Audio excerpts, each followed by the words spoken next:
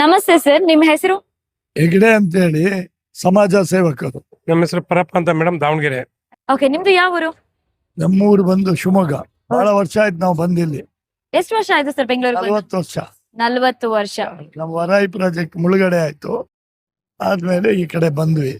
ಬಹಳ ವರ್ಷದಿಂದ ಬೆಂಗಳೂರಲ್ಲಿ ಅನ್ನ ತಿಂತಾ ಇದ್ದೀವಿ. ಬೆಂಗಳೂರು ನಮ್ಗೆ ಎಲ್ಲರೂ ಚೆನ್ನಾಗಿ ನೋಡ್ಕೋತಾರೆ. ಬಹಳ ಜನ ಪರಿಚಯ ಇದೆ, ಜನಬಳಕೆ ಇದೆ.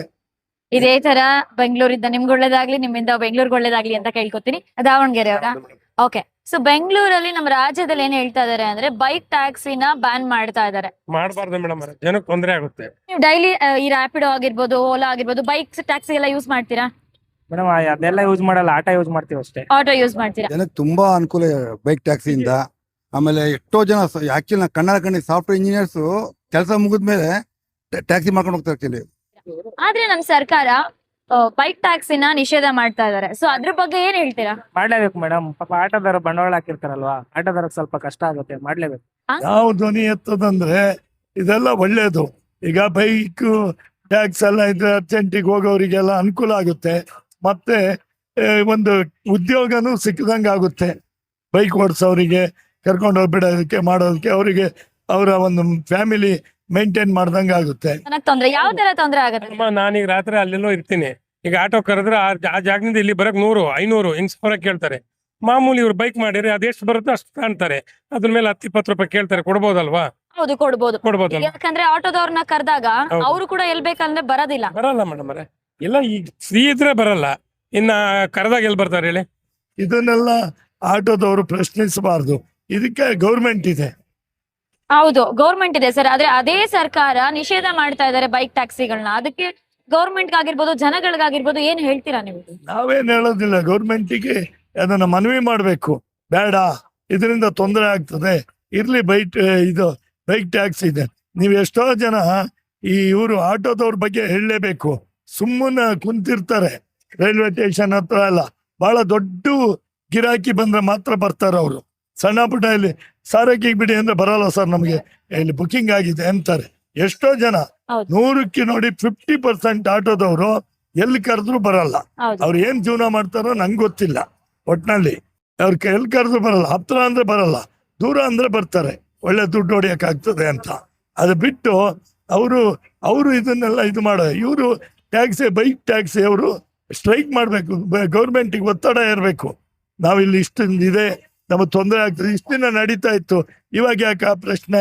ಯಾಕಂದ್ರೆ ಬರೋ ಸಂಬಳದಲ್ಲಿ ಹಾಗಾದ್ರೆ ಪಾಪ ಕಷ್ಟ ಆಗುತ್ತೆ ಅವ್ರಿಗೆ. ಅದು ಹಂಗಾಗಿ ಅವ್ರು ಕೂಡ ಬೈಕ್ ಟ್ಯಾಕ್ಸಿ ಮಾಡ್ತಾರೆ. ಆಕ್ಚುಲಿ ಟೈಮ್ ಇದ್ದಾಗ ಮಾಡ್ಕೊಂಡು ಹೋಗ್ತಾರೆ ಅವರು. ಅವ್ರಿಗೆ ಅನುಕೂಲ ಆಗಿದೆ, ಜನಕ್ಕೆ ತುಂಬಾ ಅನುಕೂಲ ಇದರಿಂದ. ಇವಾಗ ಏನಂದ್ರೆ ಸೇಫ್ಟಿ ಮೆಷರ್ಸ್ ಅಂತ ಬೇರೆ ಹೇಳ್ತಾ ಇದಾರೆ. ಸೊ ಬೈಕ್ ಅವ್ರು ಹೇಳೋದಾದ್ರೆ ಬೈಕ್ ಆದ್ರೆ ಸೇಫ್ಟಿ ಇಲ್ಲ, ಆಟೋ ಆದ್ರೆ ಸೇಫ್ಟಿ ಇದೆ, ಲೈಸೆನ್ಸ್ ಇದೆ ಅಂತೆಲ್ಲ ಹೇಳ್ತಾ ಇದಾರೆ. ಅಲ್ಲಮ್ಮ, ನಾನು ಒಂದೇ ಮಾತು ಹೇಳ್ತೀನಿ ಕೇಳಿ. ಕಾರಲ್ಲಿ ಇಲ್ಲಿಂದ ಇದಕ್ಕೆ ಹೋದ್ರು ಹಾಸನ್ಗೆ, ಆಕ್ಸಿಡೆಂಟ್ ಆಗಿ 4 ಜನನು ಸತ್ತೋದ್ರು. ಅವರು ಇದು ಬೈಕ್ ಸಾಯೋ. ಸೊ ನಮ್ಗೆಲ್ಲ ಇಷ್ಟು ಅನುಕೂಲ ಅಂತ ನಾವ್ ಹೇಳ್ತಿದ್ವಿ, ಬಟ್ ಸರ್ಕಾರ ಯಾಕೆ ಅದನ್ನ ನಿಷೇಧ ಮಾಡಕ್ ಹೊರಡ್ತಾ ಇದಾರೆ ಅಂತ ಅರ್ಥ ಆಗ್ತಾ ಇಲ್ಲ. ನಾವು ಸರ್ಕಾರನ ಪ್ರಶ್ನಿಸ್ಲೇಬೇಕು. ಏನಂತ ಅಂದ್ರೆ ಆಕ್ಸಿಡೆಂಟ್ ಆಗತ್ತೆ, ಸೇಫ್ಟಿ ಮೆಜರ್ಸ್ ಇಲ್ಲ ಅಂತಾರೆ. ರೋಡ್ ಅಲ್ಲಿರೋ ಗುಂಡಿಗಳನ್ನೇ ಮುಚ್ಚಿಲ್ಲ. ಅದ್ರ ಬಗ್ಗೆ ಏನ್ ಹೇಳ್ತೀರಾ ಸರ್ ನೀವು? ರೋಡ್ ಎಲ್ಲ ಮಾಡ್ಬೇಕು. ರೋಡ್ ಎಲ್ಲ ಚೆನ್ನಾಗಿದ್ರೆ ಆಕ್ಸಿಡೆಂಟೇ ಆಗೋದಿಲ್ಲ. ಅದೆಲ್ಲ ಇವಾಗ ಸ್ವಲ್ಪ ಬಿಡುಗಡೆ ಆಗಿದೆ. ಹಿಂದಿನ ಗೌರ್ಮೆಂಟ್ ಇದ್ದಾಗ ಅದೆಷ್ಟೋ ಕೋಟಿ ಮಾಡಿದ್ರು ಅಂದ್ರೆ ಎಲ್ಲ ತಿಂದಾಕಿದ್ರು. ಈಗ ಮಾನ್ಯ ಮುಖ್ಯಮಂತ್ರಿಗಳು ಮೊನ್ನೆನೂ ಹೇಳಿದ್ದಾರೆ, ಎಲ್ಲ ಗುಂಡಿ ಮುಚ್ಚಬೇಕು, ರೋಡು ಲೈಟು ಎಲ್ಲ ಆಗಬೇಕು. ಈಗ ಇನ್ನು ಸ್ವಲ್ಪ ದಿನ ಆಗಿದೆ, ಇವತ್ತೆಲ್ಲ ಮಂತ್ರಿಮಂಡಲ ರೆಡಿ ಆಗಿದೆ. ನಿಜವಾಗೂ ಒಳ್ಳೆ ಕೆಲಸ ಆಗುತ್ತೆ. ಈಗ ಅವ್ರ ಮೈನು ರೋಡು ಲೈಟ್ಸು ಎಲ್ಲ ಚೆನ್ನಾಗಿ ಮಾಡಬೇಕು. ಅವಾಗ ಆಕ್ಸಿಡೆಂಟ್ಗಳು ಕಡಿಮೆ ಆಗ್ತವೆ. ಈ ಬೈಕ್ ಟ್ಯಾಕ್ಸ್ನವರು ಅವರೇ ಹೋಗಿ ಮನವಿ ಪತ್ರ ಸಲ್ಲಿಸಿ, ಇದರಿಂದ ನಾವು ತುಂಬ ಜನಗಳಿಗೆ ತೊಂದರೆ ಆಗ್ತದೆ, ದಯವಿಟ್ಟು ಅನುಕೂಲ ಮಾಡಿಕೊಡಿ, ಇದನ್ನ ನಿಲ್ಲಿಸ್ಬೇಡಿ, ನಾವೆಲ್ಲ ಬದುಕ್ತಾ ಇದ್ದೀವಿ ಅಂತ ಅವರು ಮನವಿ ಪತ್ರ ಸಲ್ಲಿಸಿ ಸನ್ಮಾನ್ಯ ಶ್ರೀ ಮುಖ್ಯಮಂತ್ರಿಗಳು, ಉಪಮುಖ್ಯಮಂತ್ರಿಗಳು, ಹಾಗೆ ನಮ್ಮ ರಾಮಲಿಂಗಾರೆಡ್ಡಿ ಅವರು, ಈ ಭಾಗದ ಮಂತ್ರಿಗಳು ಎಲ್ಲರನ್ನೂ ಹೋಗಿ ಕೇಳ್ಕೋಬೇಕು. ಕೇಳ್ಕೊಂಡು ಪರಮೇಶ್ವರ್ ಇದ್ದಾರೆ, ಎಲ್ಲ ಬುದ್ಧಿವಂತರಿದ್ದಾರೆ, ಹೋಮ್ ಮಿನಿಸ್ಟ್ರು ಒಳ್ಳೆಯವರಿದ್ದಾರೆ, ಮಲ್ಲಿಕಾರ್ಜುನ್ ಖರ್ಗೆ ಮಗ ಅನುಭವಿ ರಾಜಕಾರಣಿ, ಅವ್ರನ್ನೆಲ್ಲ ಹೋಗಿ ಮನವಿ ಸಲ್ಲಿಸಿ ನಮಗೆ ತೊಂದರೆ ಆಗ್ತದೆ, ನೀವು ಸ್ಟಾಪ್ ಮಾಡಬೇಡಿ, ನಾವೆಲ್ಲ ಬೀದಿಗೆ ಬರ್ತೀವಿ ಅಂತ ಅವ್ರ ಹತ್ರ ಹೋಗಿ ಕೇಳ್ಕೋಬೇಕು. ನಮ್ಮ ಅಭಿಪ್ರಾಯ. ಕೇಳ್ದಿರಾ ಮಾಡ್ದಿರಾ ಏನೋ ಇನ್ನೋ ಕೇಳ್ದಿರಾ ಮಾಡ್ದಿರಾ ಆಟೋದವ್ರೆ ಹಿಡ್ಕೊಡೋದು ಮಾಡೋದು ಅದೆಲ್ಲ ಮಾಡಕ್ ಹೋಗ್ಬಾರ್ದು. ಕಾನೂನು ಕೈಗೆ ತಗೊಂಡಂಗಾಗ್ತದೆ. ಕಾನೂನು ಇರೋದೇನಕ್ಕೆ ಹೌದು ಅಲ್ವಾ? ನಮ್ಮ ಅಭಿಪ್ರಾಯ ಹಂಗೇನೆ. ಅವ್ರು ಹೋಗಿ ನಮ್ಗೆ ಅನ್ಯಾಯ ಆಗುತ್ತೆ ಅಂತ ಅವರು ಮನವಿ ಪತ್ರ ಸಲ್ಲಿಸಿ ರಿಕ್ವೆಸ್ಟ್ ಮಾಡ್ಕೋಬೇಕು, ಯಾರು ಬೈಕ್ ಟ್ಯಾಕ್ಸ್ನವರು. ಹೌದು. ಹಾಗೆ ಮತ್ತೆ ಆಟೋ ರಿಕ್ಷಾದವರು ಅಷ್ಟೇ ಬಲವಂತವಾಗಿ ಹಿಡಿಯೋದು, ಅಲ್ಲಿ ನಿಷೇಧ ಆಗಿದೆ ಅಂತೇಳಿ ಅವ್ರು ಯಾರ್ರಿ ಕಾನೂನು ಕೈಗೆ ತಗೊಳ್ಳೋದು? ಹೌದು ಹೋಮ್ ಮಿನಿಸ್ಟರ್ ಇದ್ದಾರೆ, ಆಮೇಲೆ ನಮ್ಮ ಕಮಿಷನ್ ಅವರು ಒಳ್ಳೆಯವರು ಇದ್ದಾರೆ, ಇಡೀ ಪೊಲೀಸ್ ಡಿಪಾರ್ಟ್ಮೆಂಟೇ ಕರ್ನಾಟಕದಲ್ಲಿ ಒಳ್ಳೆಯವರು ಇದ್ದಾರೆ. ಯಾರೇ ಹೋಗ್ಲಿ ಸ್ಪಂದಿಸ್ತಾರೆ. ಪೊಲೀಸ್ ಕಮಿಷನರ್ ಸಿಂಗು ಅವರು, ಅವ್ರ ಜೊತೆ ನಮ್ಮ DCP, ಇಲ್ಲೊಬ್ರು DCP ಬಂದಿದ್ದಾರೆ, ವಂಶಿ ಕೃಷ್ಣ ಅಂತ, ತುಂಬಾ ಒಳ್ಳೆಯವರು. ಹೋದ್ರೆ ಮರ್ಯಾದೆ ಕೊಡ್ತಾರೆ. ACP ಲಕ್ಷ್ಮೀನಾರಾಯಣ್ ಅಂತ, ಆಮೇಲೆ ಸರ್ಕಲ್ ಇನ್ಸ್ಪೆಕ್ಟರ್ ಎಲ್ಲ ಪೊಲೀಸರು ಒಳ್ಳೆ. ಈ ನಡುವೆ ಅಂತೂ ಬಹಳ ಯಾವುದೇ ಗೌರ್ಮೆಂಟ್ ಇದ್ದಾಗ್ಲೂ ಅವರು ಸ್ಪಂದಿಸ್ತಾರೆ. ಒಂದು ವಯಸ್ಸಾದವ್ರಿಗೆ ಬೆಲೆ ಕೊಡ್ತಾರೆ, ಬನ್ನಿ ಕುಂತ್ಕೊಳ್ಳಿ ಮಾತಾಡಿ ಅಂತ. ಇವರೆಲ್ಲ ಹೋಗಿ ಮಾತಾಡ್ಬೇಕು. ಇವರೇ ಹೋಗಿ ಕಾನೂನು ಕೈ ತಗೊಳ್ಳೋದು, ಅವ್ರು ನಿಲ್ಸಿಲ್ಲ ಅಂದ್ರೆ ಹೊಡಿಯೋದು ಮಾಡಕ್ ಹೋಗ್ಬಾರ್ದು. ಅದೆಲ್ಲ ಬಹಳ ತೊಂದರೆಗಳಾಗ್ತದೆ ಮುಂದಿನ ದಿನಗಳಲ್ಲಿ. ಅದಕ್ಕೇನು ಮನವಿ ಸಲ್ಲಿಸ್ಬೇಕು. ಬೈಕ್ ಟ್ಯಾಕ್ಸ್ ಇಂದ ನಮ್ಗೆ ಅನಾನುಕೂಲ ಆಗ್ತದೆ. ಇಷ್ಟು ದಿನ ಬಿಟ್ಟಿದ್ರು, ಇದನ್ನ ಮಾಡಬೇಡಿ ಸರ್, ನಮಗೆ ಹೊಟ್ಟೆಪಾಡು, ಜೀವನೋಪಾಯ ಹಾಳಾಗ್ತದೆ ಅಂತ ಹೇಳ್ಬೇಕು. ಮತ್ತೆ ಇನ್ನೊಂದೇನಂದ್ರೆ, ಯಾರೇ ಇದ್ರು ಏನು ಹೆಲ್ಮೆಟ್ ಹಾಕ್ದವ್ರು ಎಷ್ಟು ಜನ ಸತ್ತಿಲ್ಲ? ಹೌದು ಎಲ್ಲದ್ರಲ್ಲೂ ರ್ಯಾಶ್ ಆಗಿ ಓಡಿಸ್ತಾರೆ. ಅನಾನುಕೂಲ ಆಗೋದು ಸ್ವಾಭಾವಿಕ. ಹೌದು ಅದು ಯಾವ ರೀತಿ ಗೌರ್ಮೆಂಟ್ ಡಿಸೈಡ್ ತಗೊಂಡಿದಾರೋ ನಮಗ್ ಗೊತ್ತಿಲ್ಲ. ಆಟೋದವರು ಪ್ರೆಷರ್ ಜಾಸ್ತಿ ಇದೆ ಅವ್ರಿಗೆ, ಆಟೋದವ್ರ ಪ್ರೆಷರ್ ಅಂತ ಹೇಳ್ತೀರಾ? ತುಂಬಾ ಜಾಸ್ತಿ ಇದೆ. ಆಟೋದೆಲ್ಲ ಬೇಡ ಅಂತ ಇವನ್ ರೈಲ್ವೆ ಸ್ಟೇಷನ್ ಒಳಗಡೆ ಬೈಕ್ ಒಳಗೆ ಬರಲ್ಲ, ಬಂದು ಆಟೋ ಬಿಡೋದಿಲ್ಲ. ನಮ್ದು ಕೂಡ ದಾವಣಗೆರೆ, ಅಲ್ಲೂ ಕೂಡ ಇದೇ ಪ್ರಾಬ್ಲಮ್. ಯಾವುದೇ ಕಡೆ ಒಳಗೆ ಬರಕ್ ಬಿಡೋದಿಲ್ಲ ಅವ್ರಿಗೆ, ಟ್ಯಾಕ್ಸಿ ಅವ್ರಿಗೆ, ಬೈಕ್ ಟ್ಯಾಕ್ಸಿ ಅವ್ರಿಗೆ ತುಂಬಾ ಪ್ರಾಬ್ಲಮ್ ಆಗುತ್ತೆ. ಅಕ್ಕಿಲ್ಲ ಅದು ಇರೋದ್ರಿಂದ ಜನ ತುಂಬಾ ಅನುಕೂಲ ಆಗಿದೆ. ಸೊ ಹಾಗಾಗಿ ನಿಮ್ ಪ್ರಕಾರ ಬೈಕ್ ಟ್ಯಾಕ್ಸಿ ಬ್ಯಾನ್ ಮಾಡಬಾರ್ದು ಸರ್. ಅವರು ಹೊಟ್ಟೆ ಪಾಡಿದೆಯಲ್ಲ, ಅವ್ರಿಗೂ ಕೊಡ್ಬೇಕು.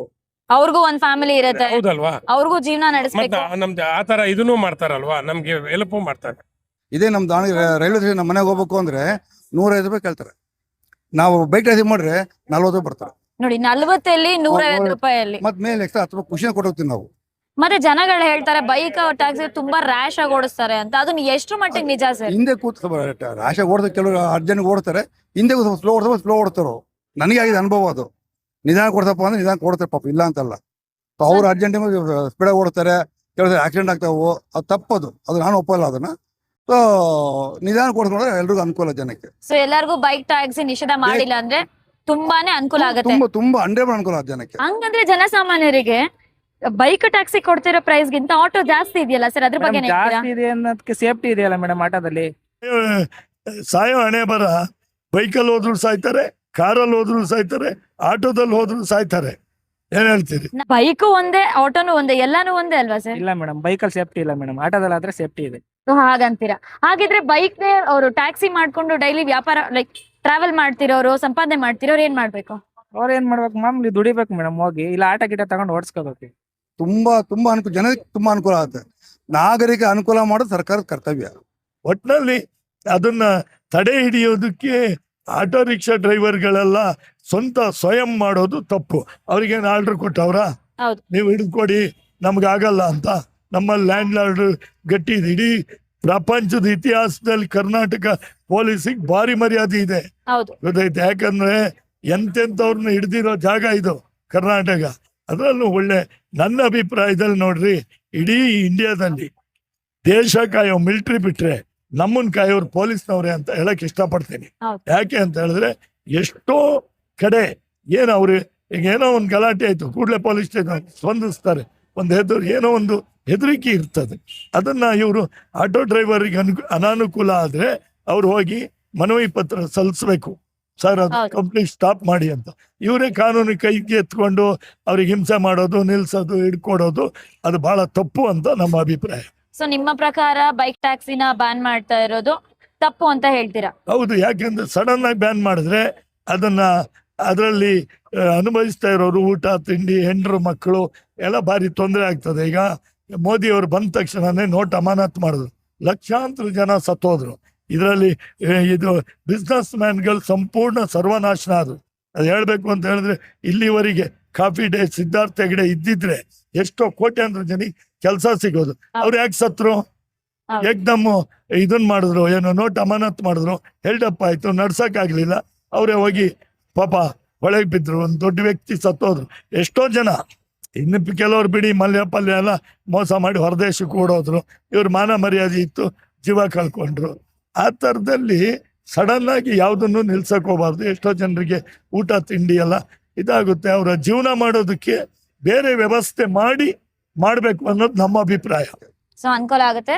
ಸೊ ಎಲ್ಲಾರ್ಗೂ ಕೂಡ ಬೈಕ್ ಟ್ಯಾಕ್ಸಿ ನಿಜವಾಗ್ಲೂ ಅವಶ್ಯಕತೆ ಇದೆ. ಯಾಕಂದ್ರೆ ದಿನನಿತ್ಯ ಓಡಾಡೋ ನಮ್ಗೆ ಬೈಕ್ ಟ್ಯಾಕ್ಸಿಲಿ ನಮ್ಗೆ ರೀಸನಬಲ್ ಪ್ರೈಸ್ ಅಲ್ಲಿ ಸಿಗ್ತಾ ಇದೆ. ಹಾಗಾಗಿ ಸರ್ಕಾರನ ಕೇಳ್ಕೊಳೋದು ಒಂದೇ, ಯಾವುದೇ ತರದ ಬೈಕ್ ಟ್ಯಾಕ್ಸಿನ ಬ್ಯಾನ್ ಮಾಡಬೇಡಿ ಅಂತ.